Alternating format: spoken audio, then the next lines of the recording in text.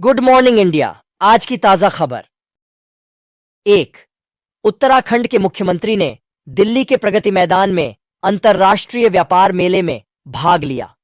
मुख्यमंत्री पुष्कर सिंह धामी ने उत्तराखंड दिवस समारोह में भाग लिया। मुख्यमंत्री पुष्कर सिंह धामी ने रविवार को प्रगति मैदान में भारतीय अंतर्राष्ट्रीय व्यापार मेले में उत्तराखंड दिवस समारोह में भाग लिया। उन्होंने कहा कि उनकी सरकार ने उत्तराखंड प्रवासी परिषद का गठन किया है ताकि राज्य के प्रवासी राज्य के विकास में योगदान दे सकें। उत्तराखंड के लोग जहां भी जाते हैं अपनी संस्कृति, परंपराओं और खान पान को हमेशा जीवित रखते हैं। उनके घरों में ऐपण और गंगा दशहरा हमेशा देखने को मिलता है। अंतर्राष्ट्रीय मेला हमें अपनी संस्कृति, हस्तशिल्प और समृद्ध विरासत को वैश्विक मंच पर लाने और प्रस्तुत करने का अवसर देता है। मेले में लगाए गए विभिन्न स्टॉलों में राज्य के सर्वोत्तम उत्पाद लाए गए हैं। 2. जीत से उत्साहित टीएमसी राष्ट्रीय स्तर पर विपक्ष का नेतृत्व करना चाहती है। पार्टी में फेरबदल पर दांव लगा रही है। जीत के अंतर में भारी उछाल के अलावा 6 विधानसभा सीटों में से 5 में यह लगभग दोगुना हो गया। जहां उपचुनाव हुए थे, पार्टी ने पहली बार मदारीहाट से जीत हासिल की।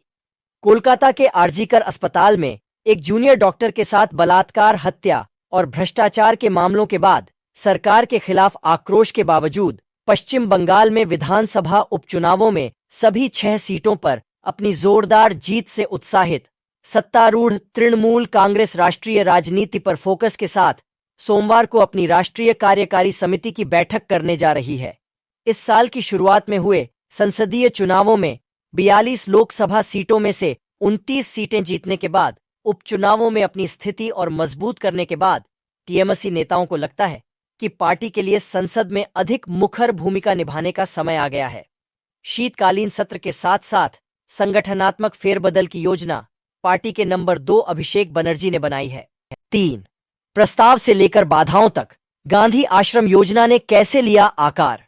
2009 में अहमदाबाद नगर निगम द्वारा 400 करोड़ रुपए की अनुमानित लागत वाली गांधी आश्रम क्षेत्र के लिए पुनरोद्धार योजना नामक परियोजना प्रस्तावित की गई थी।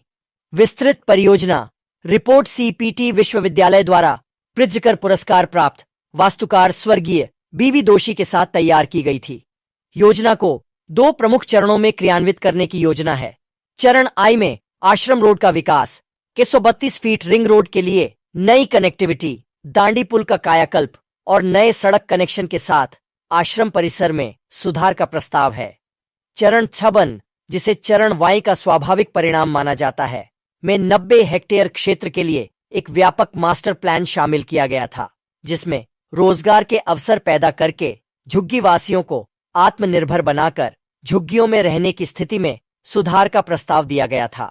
एक सूत्र ने बताया, व्यावसायिक दृष्टिकोण से इस परियोजना को व्यवहार्य और टिकाऊ नहीं माना गया क्योंकि इसमें गांधी आश्रम की सामाजिक जागरूकता और विरासत संरक्षण पर गहनता से ध्यान दिया गया था। 4. आजाद की पार्टी ने मचाई हलचल। बीएसपी को 2 सीटों से हराकर तीसरे स्थान पर रही। जिन 2 सीटों पर आजाद समाज पार्टी ने तीसरा स्थान हासिल किया वे मीरापुर और कुंद्रकी हैं। दोनों पश्चिम यूपी में हैं। यूपी में विधानसभा उपचुनावों में 4 साल पहले चंद्रशेखर आजाद द्वारा स्थापित आजाद समाज पार्टी ने 9 निर्वाचन क्षेत्रों में से 2 में तीसरा स्थान हासिल करके बसपा से बेहतर प्रदर्शन किया। जहां दोनों पार्टियां एक भी सीट जीतने में नाकाम रहीं, वहीं आजाद समाज पार्टी के प्रदर्शन ने कई लोगों को चौंका दिया। जिन 2 सीटों पर आजाद समाज पार्टी ने तीसरा स्थान हासिल किया वे मीरापुर और कुंदरकी हैं। दोनों पश्चिम यूपी में हैं। मुजफ्फरनगर जिले के मीरापुर में भाजपा के सहयोगी रालोद उम्मीदवार मिथिलेश पाल ने सपा के सुंबुल राणा को 30,196 वोटों से हराकर चुनाव जीता। तीसरे स्थान पर रहे आजाद समाज पार्टी के उम्मीदवार जाहिद हुसैन को 22,661 वोट मिले। बसपा के शाहनजर 3,248 वोट पाकर 5वें स्थान पर रहे। 5. जाति कारक, सरकार का दबाव। वाव की हार से आहत कांग्रेस जवाब तलाश रही है। पार्टी मतदान से पहले पिछले 3-4 दिनों में जमीनी स्थिति में हुए बदलाव के लिए सरकारी दबाव को भी जिम्मेदार ठहराती है। शनिवार को गांधीनगर में भाजपा कार्यकर्ताओं ने उपचुनाव में जीत का जश्न मनाया। वाह, विधानसभा सीट पर उपचुनाव के लिए लड़ाई इतनी करीबी थी कि 24 में से 13 राउंड में बढ़त बनाने के बावजूद कांग्रेस के गुलाब सिंह राजपूत 2422 वोटों के मामूली अंतर से पीछे रह गए, क्योंकि वोटों की गिनती खत्म होने पर बीजेपी के स्वरूप जी ठाकुर विजेता बनकर उभरे। शनिवार कांग्रेस, जिसने 2002 के आम चुनावों में इस सीट पर 5 में से 3 चुनाव जीते थे, को भाभर में लगभग 16,000 वोटों का सबसे बड़ा झटका लगा, वह तालुका जहां से स्वरूप जी ठाकुर आते हैं। 6 Mercedes Benz classic car rally, 95 से अधिक पुरानी कारें अपना सामान बिखेर रही हैं। रैली का एक प्रमुख आकर्षण सुपरचार्ज्ड क्लास था, जिसमें 1920 और 1930 के दशक के प्रसिद्ध कॉम्प्रेसर मॉडल शामिल थे, जो सुपरचार्जर युग की शुरुआत का प्रतीक थे। Mercedes Benz classic car rally का 11वां संस्करण 95 से अधिक पुरानी मर्सिडीज बेंज कारों के प्रदर्शन के साथ मुंबई में संपन्न हुआ, जिससे क्लासिक कार प्रेमियों के लिए भारत के प्रमुख कार्यक्रम के रूप में इसकी स्थिति और मजबूत हो गई। बांद्रा के ताज लैंड्स एंड में आयोजित इस रैली ने बड़ी संख्या में दर्शकों को आकर्षित किया और उन्हें इसकी समृद्ध विरासत और शिल्प कौशल को देखने का अवसर मिला। रैली को एमडी संतोष अय्यर ने हरी झंडी दिखाकर रवाना किया। 7 महाराष्ट्र में भूस्खलन का पैमाना, महायुति ने 50% से अधिक वोट शेयर के साथ 188 सीटें जीतीं। एमवीए केवल 16। निवर्तमान महायुति ने महाराष्ट्र विधानसभा चुनावों में 235 सीटें और 39.6% वोट शेयर हासिल करके व्यापक जीत दर्ज की और विपक्षी महाविकास अघाड़ी को 39 सीटों और 35 से 33% वोटों से पीछे छोड़ दिया। प्रत्येक सीट पर वोट शेयर और जीत के अंतर का विश्लेषण महायुति के प्रभुत्व की सीमा को दर्शाता है। गठबंधन ने 50% से अधिक वोट शेयर के साथ अपनी 128 सीटें जीतीं और औसत जीत का अंतर एमवीए के दोगुने से भी अधिक था। राज्य भर में उम्मीदवारों ने 154 सीटों पर 50% से अधिक वोट शेयर हासिल किया, जो 2019 में 129 सीटों और 2014 में सिर्फ 55 सीटों से अधिक था। इस साल एमवीए ने केवल 16 ऐसी सीटें जीतीं जिनमें से अधिकांश की जीत तय हो गई। बहुत अधिक संकीर्ण प्रतियोगिताएं। 8 महाराष्ट्र में केवल 2 बागी जीते, लेकिन 7 महायुति और 4 एमवीए उम्मीदवारों को नुकसान पहुंचाया। बागी उम्मीदवारों की जीत झुन्नार और चंदगढ़ में हुई, जहां महायुति ने अजीत पवार के नेतृत्व वाली राकांपा के उम्मीदवारों को मैदान में उतारा था। महाराष्ट्र में विधानसभा चुनावों से पहले हुए राजनीतिक बदलावों को देखते हुए चुनावी नतीजों और सत्तारूढ़ महायुति और विपक्षी महाविकास अघाड़ी की संख्या को प्रभावित करने में विद्रोहियों की भूमिका के बारे में बहुत चर्चा हुई थी। अंततः राज्य भर में मैदान में उतरे 50 विद्रोहियों में से केवल 2 ही जीतने में सफल रहे। हालांकि उन्होंने 11 अन्य सीटों पर परिणामों को प्रभावित किया होगा, जबकि महायुति को 7 सीटें हार गईं, जहां उसके विद्रोही मौजूद थे। एमवीए को 4 सीटें हार गईं। निर्वाचन क्षेत्र 9 महाराष्ट्र का अगला मुख्यमंत्री कौन होगा?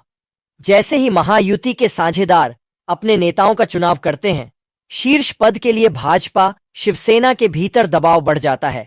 निगाहें दिल्ली की ओर हैं, क्योंकि भाजपा विधायक देवेंद्र फडणवीस के पक्ष में है। शिवसेना एकनाथ शिंदे के लिए फिर से दावेदारी कर रही है। राज्य के एक वरिष्ठ भाजपा नेता ने कहा कि पार्टी अपने सहयोगियों के साथ मुख्यमंत्री की नियुक्ति सहित एक बाधा मुक्त सरकार गठन प्रक्रिया सुनिश्चित करना चाहती है। महाराष्ट्र में भारी बहुमत से महायुति की सत्ता में वापसी के एक दिन बाद सत्तारूढ़ गठबंधन के सहयोगियों पर यह फैसला करने का दबाव था कि अगला मुख्यमंत्री कौन होना चाहिए। महाराष्ट्र विधानसभा की 288 सीटों में से 230 सीटों में से 122 सीटें हासिल कर महायुति की वापसी का नेतृत्व करने वाली भाजपा ने चुप्पी साधे रखी, लेकिन अपने विधायकों के दबाव में आ गई, जिन्होंने पार्टी से मुख्यमंत्री की मांग की। उनमें से कई विधायक देवेंद्र के समर्थन में थे। फडणवीस वर्तमान में उप मुख्यमंत्री हैं। 10 आज जैसे ही संसद फिर से खुली, विपक्ष उत्साहित भाजपा का मुकाबला करने की योजना कैसे बना रहा है। जहां सरकार वक्फ विधेयक को आगे बढ़ाने के लिए प्रतिबद्ध है, वहीं विपक्ष अमेरिका मणिपुर हिंसा में अडानी के खिलाफ अभियोग उठाने की योजना बना रहा है। सोमवार से शुरू होने वाले संसद के 4 सप्ताह के शीतकालीन सत्र से पहले विपक्ष ने भाजपा के नेतृत्व वाले सत्तारूढ़ राजग का मुकाबला करने के लिए खुद को उद्योगपति गौतम अडानी के अमेरिकी अभियोग से लेकर मणिपुर में अशांति जैसे मुद्दों से लैस किया, जो कि समर्थन के बाद उच्च स्तर पर है। हरियाणा और महाराष्ट्र में लगातार चुनावी जीत। सरकार और विपक्ष के नेताओं ने सत्र पर विचार विमर्श करने के लिए रविवार को मुलाकात की और पिछले सत्र की तुलना में दोनों खेमों के मूड में स्पष्ट बदलाव दिखाई दिया। भाजपा, जो लोकसभा चुनावों में खराब प्रदर्शन के बाद हताश दिखाई दे रही थी, महाराष्ट्र में सत्तारूढ़ महायुति के लिए भारी बहुमत हासिल करने के बाद विजयी मूड में है, जबकि विपक्ष उलटफेर के बावजूद फिर से संगठित होने की उम्मीद कर रहा है। 11 अडानी बिजली परियोजनाएं। बांग्लादेश समीक्षा में सहायता के लिए कंपनी को नियुक्त कर रहा है। श्रीलंका कैबिनेट को निर्णय लेने देगा। मूल्य के संदर्भ में बांग्लादेश को भारत का बिजली निर्यात $1 अरब से अधिक हो गया है, जो अपने पड़ोसी देश को भारत के कुल निर्यात का लगभग 10% है। अमेरिकी अभियोजकों द्वारा अडानी समूह के अध्यक्ष गौतम एस अडानी और 7 अन्य पर कथित तौर पर भारत सरकार के अधिकारियों को रिश्वत की पेशकश करने का आरोप लगाए जाने के बाद बांग्लादेश ने अडानी पावर सहित प्रमुख बिजली उत्पादन अनुबंधों की समीक्षा में सहायता के लिए एक प्रतिष्ठित कानूनी और जांच फर्म को नियुक्त करने का निर्णय लिया है। व्यापार समझौता। अधिकारियों ने रविवार को द इंडियन एक्सप्रेस को बताया कि इससे संभावित पूर्ण बातचीत या अनुबंध रद्द हो सकता है। बांग्लादेश सरकार ने एक बयान में कहा, बिजली, ऊर्जा और खनिज संसाधन मंत्रालय की राष्ट्रीय समीक्षा समिति ने रविवार को अंतरिम सरकार से प्रमुख बिजली उत्पादन अनुबंधों की समीक्षा में सहायता के लिए एक प्रतिष्ठित कानूनी और जांच फर्म को नियुक्त करने के लिए कहा। 2009 और 2024 के बीच शेख हसीना के निरंकुश शासन के दौरान 12 जब मैंने उनके कपड़े उठाए तो मैं सुन्न हो गया। जैसे ही सेना ने हिरासत में 4 लोगों को यातना देने की जांच शुरू की, ग्रामीणों ने घटना को दबाने के प्रयासों के बारे में बताया। पिछले साल जम्मू के पुंछ जिले के टोपा पीर में 5 ग्रामीणों की कथित हिरासत में यातना के बाद सेना के खिलाफ यातना का यह पहला आरोप है, जिससे उन्हें तेजी से कार्रवाई करने और जांच शुरू करने के लिए मजबूर होना पड़ा है। ग्रामीणों का कहना है कि चास से क्वात तक उन्होंने बारी बारी से 4 लोगों, महराज उद्दीन, सज्जाद अहमद, अब्दुल कबीर और मुश्ताक अहमद को अपने कंधों पर उठाया। चारों मजदूरी करते हैं। क्वात के निवासियों के लिए पहाड़ की चोटी पर बसा एक सुदूर गांव, जहां केवल पैदल ही पहुंचा जा सकता है। सेना से कॉल आना सामान्य बात नहीं है, क्योंकि प्रत्येक पक्ष दूसरे पर निर्भर है। इसीलिए जब बुधवार 20 नवंबर को गांव के 4 लोगों को फोन आया और उन्हें चास स्थित आर्मी कैंप में रिपोर्ट करने के लिए कहा गया, तो उन्होंने जाने में संकोच नहीं किया।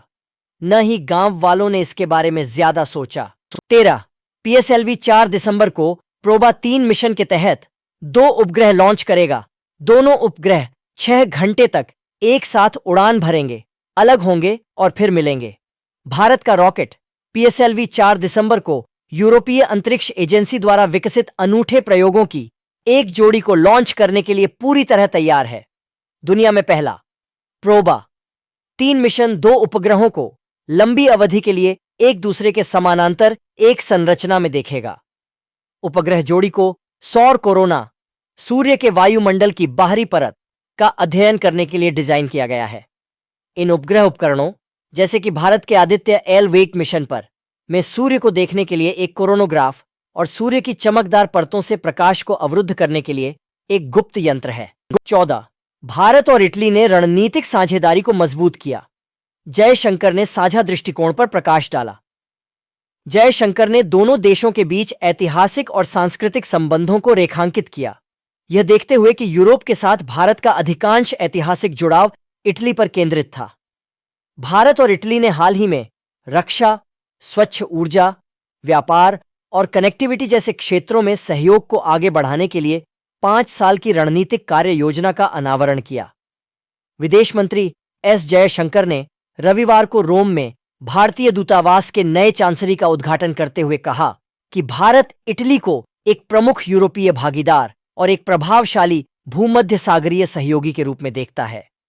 द्विपक्षीय संबंधों की बढ़ती गहराई पर प्रकाश डालते हुए जयशंकर ने मजबूत साझेदारी के संकेत के रूप में नेताओं और अधिकारियों के बीच लगातार बातचीत का उल्लेख किया। उन्होंने कहा हमारे विश्व दृष्टिकोण में समानता है और वैश्विक तथा क्षेत्रीय मुद्दों को संबोधित करने में तालमेल है। उन्होंने कहा कि यूरोप के साथ भारत के जुड़ाव में इटली महत्वपूर्ण भूमिका निभाता है। 15 यूपी के सीएम आदित्यनाथ, बीजेपी आरएसएस की सुनियोजित साजिश, संभल हिंसा पर कांग्रेस। उत्तर प्रदेश के संभल में हिंसा के मद्देनजर कांग्रेस ने रविवार को आरोप लगाया कि योगी आदित्यनाथ प्रशासन निर्दोषों की हत्या के लिए पूरी तरह से जिम्मेदार है और केवल भाजपा आरएसएस वहां शांति और सद्भाव में आग लगाने के लिए दोषी है। विपक्षी दल ने कहा कि संभल में प्रदर्शनकारियों पर सीधी गोलीबारी के वीडियो आदित्यनाथ और भाजपा आरएसएस की सुनियोजित साजिश के भयानक परिणाम को दर्शाते हैं। कांग्रेस के मीडिया और प्रचार विभाग के प्रमुख पवन खेड़ा ने कहा कि आदित्यनाथ के प्रशासन ने एक बार फिर सांप्रदायिक सद्भाव के प्रति घोर उपेक्षा दिखाई है। इस पूरे मामले में भाजपा न तो सर्वेक्षण को आगे बढ़ाना चाहती थी और न ही इसे रोकना चाहती थी। इसका एकमात्र उद्देश्य सद्भाव को नष्ट करना था। उन्होंने आरोप लगाया, संभल में मुगलकालीन मस्जिद के अदालती आदेश के सर्वेक्षण का विरोध कर रहे प्रदर्शनकारियों की रविवार को पुलिस के साथ झड़प में 3 लोगों की मौत हो गई और लगभग 20 सुरक्षाकर्मियों सहित कई अन्य घायल हो गए। 16 सत्यजीत रे ने हमें सिखाया कि छोटे पैमाने पर लेकिन दिल से बड़ा कैसे सोचा जाए। ऑस्ट्रेलियाई फिल्म निर्माता फिलिप नॉयस। हालांकि ऑस्ट्रेलियाई फिल्म निर्माता फिलिप नॉयस 5 साल के थे जब महान सत्यजीत रे ने पाथेर पांचाली के साथ वैश्विक ध्यान आकर्षित किया था। इस फिल्म ने उन पर गहरा प्रभाव डाला है और वह सिनेमा को कैसे देखते हैं। नॉयस, जिन्हें गोवा में चल रहे 55वें भारतीय अंतर्राष्ट्रीय फिल्म महोत्सव में सत्यजीत रे लाइफ टाइम अचीवमेंट पुरस्कार से सम्मानित किया जाएगा, का मानना है कि रे की मानवता कई ऑस्ट्रेलियाई फिल्म निर्माताओं के लिए एक सबक थी। रे हमारे लिए महत्वपूर्ण थे क्योंकि उन्होंने उस नव यथार्थवादी परंपरा को जारी रखा जिसे इतालवी निर्देशक विटोरियो डी सिका ने शुरू किया था। रे ने हमें सिखाया कि वास्तविक लोगों की वास्तविकता का दोहन कैसे किया जाए और साथ ही छोटे पैमाने पर लेकिन दिल से बड़ा कैसे सोचा जाए। नॉयस कहते हैं, जिन्होंने clear and present danger, the bone collector जैसी लोकप्रिय फिल्मों का निर्देशन किया है। Rabbit proof fence, the quite American, salt और लेकवुड। 17 1000 से कम, छोटा, तेज, वायरलेस पावर बैंक जो हर फोन के साथ काम करता है। एक ऐसे पावर बैंक की कल्पना करें जो इतना छोटा हो कि आपकी जेब में समा जाए और जो आपके फोन या टैबलेट को बिना किसी केबल की आवश्यकता के तेज गति से चार्ज कर दे। और कल्पना कीजिए कि यह आपको मात्र 968 रुपये में मिलेगा। हम अपनी तकनीकी क्षमताओं से बाहर निकलकर बात नहीं कर रहे हैं। हम सिर्फ Stuffcool snap type C power bank के बारे में बात कर रहे हैं। जब इसे 1 साल पहले 2200 रुपये की कीमत पर लॉन्च किया गया था तो यह थोड़ा महंगा लग रहा था। हालांकि यह अब 1000 रुपये से कम में उपलब्ध है और उस कीमत पर यह एक बढ़िया सौदा है। वास्तव में यदि कोई वायरलेस शब्द के सख्त अर्थ में देखता है तो स्टफकूल स्नैप को वास्तव में एक वायरलेस पावर बैंक माना जा सकता है। ऐसा इसलिए है क्योंकि आपको स्टफकूल स्नैप का उपयोग करके अपने डिवाइस को चार्ज करने के लिए तार की आवश्यकता नहीं है, जो इसे बोलने के तरीके में वायरलेस बनाता है। स्नैप अविश्वसनीय रूप से कॉम्पैक्ट है और थोड़ा बेलनाकार आकार के साथ आता है, जिसमें एक USB टाइप सी कनेक्टर ऊपर से एक छोटे संलग्न कवर के साथ चिपका हुआ है। बाईं ओर एक USB टाइप सी पोर्ट और बाईं ओर एक ऑन ऑफ बटन है। 18 iPhone 17 air, Galaxy S25 slim, specs, design और वह सब कुछ जो हम अब तक जानते हैं। एप्पल और सैमसंग के स्लिम स्मार्टफोन की एक नई लहर के लिए तैयार हो जाइए। IPhone 17 air, Galaxy S25 slim के 2025 के सबसे पतले फ्लैगशिप होने की उम्मीद है। जैसे जैसे स्मार्टफोन ब्रांड अधिक सुविधाओं और क्षमताओं को पैक करना जारी रखते हैं, अधिकांश high and candy bar style flagship का वजन 200 ग्राम से अधिक हो गया है। एक केस जोड़ें, वे लगभग आधुनिक फोल्डेबल जितने मोटे हो जाते हैं। हालांकि रिपोर्टों में कहा गया है कि एप्पल और सैमसंग क्रमशः फ्लैगशिप स्मार्टफोन आईफोन 17 एयर और गैलेक्सी S25 स्लिम विकसित कर रहे हैं, जो पतले और हल्के हैं। इन उपकरणों के 2025 की दूसरी छमाही में लॉन्च होने की उम्मीद है। यदि आप इनमें से किसी भी डिवाइस को अपने अगले स्मार्टफोन के रूप में विचार कर रहे हैं, तो यहां हम इन दोनों फोन के बारे में सब कुछ जानते हैं। दोनों में प्रीमियम डिजाइन और अत्याधुनिक हार्डवेयर होने की उम्मीद है। सभी पतले और हल्के फॉर्म फैक्टर के अंदर हैं। 19 उत्तर कुंजी जारी। 25 नवंबर तक आपत्तियां उठाएं। जो उम्मीदवार परीक्षा के लिए उपस्थित हुए थे वे एजेंसी द्वारा साझा की गई उत्तर कुंजी की जांच कर सकते हैं और अपनी प्रतिक्रिया questions.nt.ac.in पर देख सकते हैं। अभ्यर्थी एनटीटी 2024 उत्तर कुंजी पर 25 नवंबर रात 11 बजे तक आपत्ति भी उठा सकते हैं। एनटीटी उत्तर कुंजी 2024 राष्ट्रीय परीक्षण एजेंसी ने अपनी आधिकारिक वेबसाइट पर राष्ट्रीय शिक्षक पात्रता परीक्षा 2024 की उत्तर कुंजी जारी कर दी है। जो उम्मीदवार परीक्षा के लिए उपस्थित हुए थे वे एजेंसी द्वारा साझा की गई उत्तर कुंजी की जांच कर सकते हैं और अपनी प्रतिक्रिया questions.nta.ac.in पर देख सकते हैं। अभ्यर्थी एनटीटी 2024 उत्तर कुंजी पर 25 नवंबर रात 11 बजे तक आपत्ति भी उठा सकते हैं। चुनौती के लिए उम्मीदवार को 200 रुपये का भुगतान करना होगा, जो वापसी योग्य नहीं है। चिकित्सा और होम्योपैथी में शिक्षकों के रूप में स्नातकोत्तर उम्मीदवारों के लिए एनटीए द्वारा आयोजित कंप्यूटर आधारित परीक्षा 19 नवंबर को आयोजित की गई थी। 20 दो अय्यर, श्रेयस और वेंकटेश ने नीलामी में धूम मचाई। ऋषभ पंत ने 37 करोड़ रुपए का उच्चतम चेक लिया। कोलकाता नाइट राइडर्स ने वेंकटेश अय्यर की सेवाएं दोबारा हासिल करने के लिए 33.73 करोड़ रुपए खर्च किए, जबकि पंजाब ने श्रेयस अय्यर पर 26.73 रुपए में दावा किया।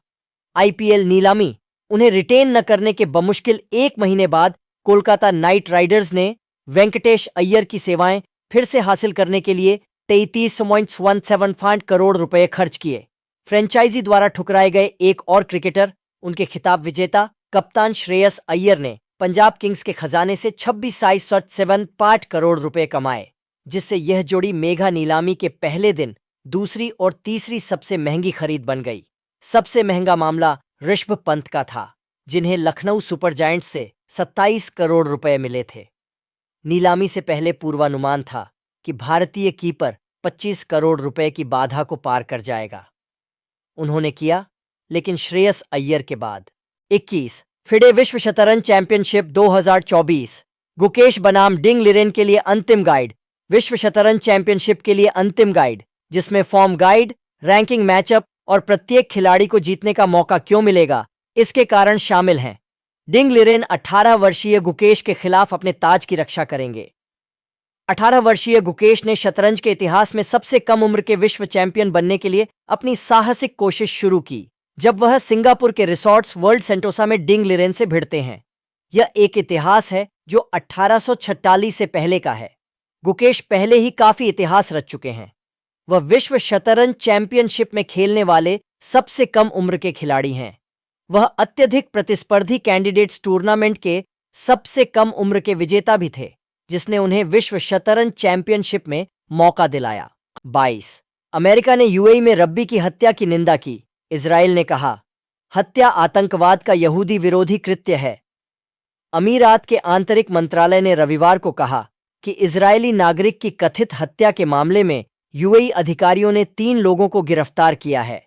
एक सोशल मीडिया वीडियो से प्राप्त इस स्क्रीन ग्रैब में जवी कोगन, एक इजरायली रब्बी, 18 नवंबर 2024 को दुबई, संयुक्त अरब अमीरात में एक सुपरमार्केट के बाहर खड़ा है। अमीरात के आंतरिक मंत्रालय ने रविवार को कहा कि एक इजरायली नागरिक की कथित हत्या के मामले में यूएई अधिकारियों ने 3 लोगों को गिरफ्तार किया है। रॉयटर्स की रिपोर्ट के अनुसार मंत्रालय ने गिरफ्तारियों के संबंध में और क्या व्यक्तियों पर आरोप लगाए गए थे, इसके बारे में कोई और विवरण नहीं दिया, लेकिन कहा कि सभी कानूनी शक्तियों का उपयोग सामाजिक स्थिरता को खतरे में डालने वाले किसी भी कार्य या प्रयास पर निर्णायक और बिना किसी नरमी के जवाब देने के लिए किया जाएगा। 23 तुर्की में उतरते ही रूसी विमान में लगी आग, सभी यात्री और चालक दल सुरक्षित निकाले गए। अधिकारियों के अनुसार एजिमुथ एयरलाइंस द्वारा संचालित विमान से सभी 79 यात्रियों और चालक दल के 9 सदस्यों को सुरक्षित बाहर निकाल लिया गया। सुखोई सुपरजेट 100 प्रकार के विमान ने रूस के शहर सोची से उड़ान भरी। जैसे ही विमान उतरा, पायलट ने लगभग 9:24 बजे आपातकालीन कॉल की और अग्निशमन दल और बचाव दल ने आग बुझाने के लिए तेजी से काम किया। तुर्की के परिवहन मंत्रालय ने एक बयान में कहा, रविवार को जब एक रूसी यात्री विमान दक्षिणी तुर्की के अंताल्या हवाई अड्डे पर उतरा तो उसके इंजन में आग लग गई, जिसमें 95 लोग सवार थे। अधिकारियों के अनुसार एजीमुथ एयरलाइंस द्वारा संचालित विमान से सभी 19 यात्रियों और चालक दल के 9 सदस्यों को सुरक्षित बाहर निकाल लिया गया। सुखोई सुपरजेट 100 प्रकार के विमान ने रूस के शहर सोची से उड़ान भरी। 24 बढ़ते तनाव के बीच ईरान ने इजरायली हवाई हमलों का जवाब देने की कसम खाई है। यह टिप्पणी 26 अक्टूबर को इजरायली हवाई हमले के बाद आई है, जिसमें ईरानी सैन्य सुविधाओं को निशाना बनाया गया था। अली लारिजानी, सर्वोच्च नेता अयातुल्ला अली खामेनेई के वरिष्ठ सलाहकार।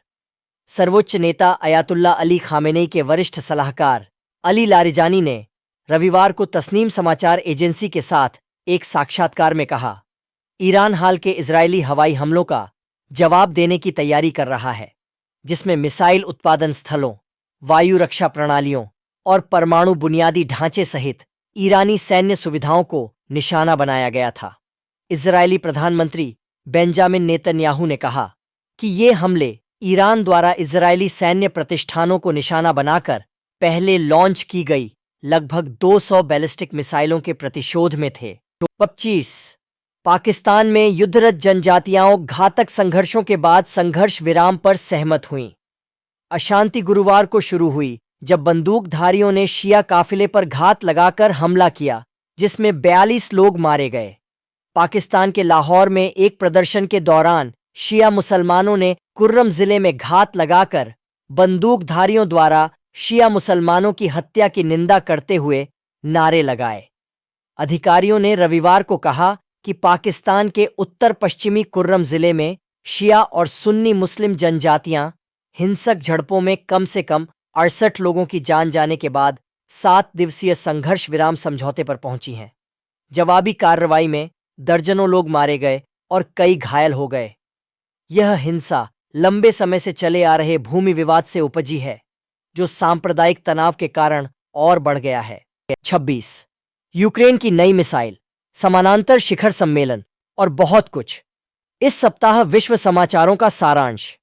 यूक्रेन द्वारा अमेरिका निर्मित मिसाइलों का इस्तेमाल, 2 समानांतर विश्व शिखर सम्मेलन, नेतन्याहू और गैलेंट के खिलाफ आईसीसी के गिरफ्तारी वारंट से लेकर एक अफगान किशोर के पुरस्कार जीतने तक इस सप्ताह कई घटनाएं सामने आईं।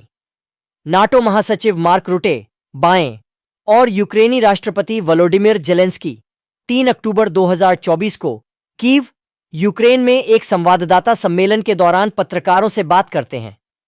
इस सप्ताह प्रमुख वैश्विक घटनाओं और घटनाक्रमों ने राजनीति, अर्थशास्त्र और समाज को आकार दिया।